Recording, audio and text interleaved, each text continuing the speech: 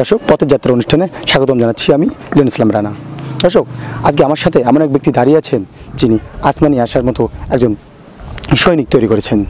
আসমানি আশা যে আন্দোলনগুলো করেছেন বা যে শাহবাগ কাঁপিয়েছেন, যার যে স্লোগান ছিল, এক কথায় প্রতিবাদী যে স্লোগানগুলো করেছিল, তার একমাত্র শক্তি এবং যে সাহসটা আশা তার বাবার থেকে পেয়েছেন।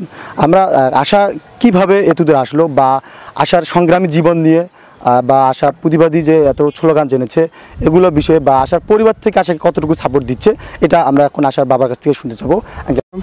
আমরা আপনার কাছ থেকে জানতেছি আসলে আশা যে দেশের জন্য এত কিছু করছে বা এই যে জ্বালাময় স্লোগান দিচ্ছে, সরকার বিরোধী স্লোগানও রয়েছে তাদের মধ্যে কিছু, এতে আশার বিপজ্জনকের আশঙ্কা বা আপনার কোনো ভয়?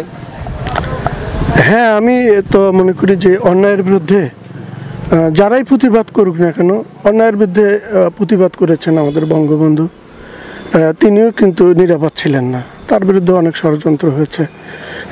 আমাদের এই ভারতবর্ষে যারাই ভারতবর্ষের স্বাধীনতা থেকে শুরু করে আমাদের স্বাধীনতা পর্যন্ত যে সমস্ত কণ্ঠ সত্যের পক্ষে যারা কথা বলেছেন, তাদের কিন্তু বিপদ এসেছিল। কিন্তু সেই বিপদে উপেক্ষা করে যারা এগিয়ে যায় তারা আসলে জয়টা পায়।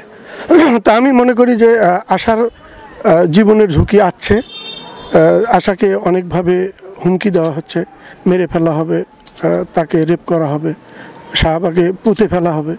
এগুলো তো আমরা সোশ্যাল মিডিয়ায় তো পরিষ্কার দেখছি আমি, এবং সেই সঙ্গে তার আমি আশার মুখ থেকেও জানতে পারছি, এবং আমাকেও বিভিন্নভাবে হুমকি ধামকি দেওয়া হচ্ছে।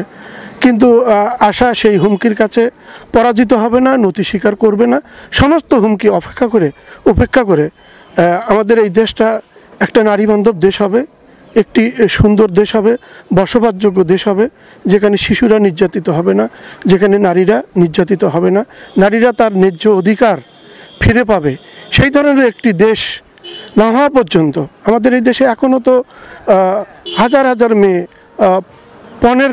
পথের যাত্রা অনুষ্ঠানে এবারে আজকে আমাদের সাথে কথা বলেছেন আসমানি আশার বাবা।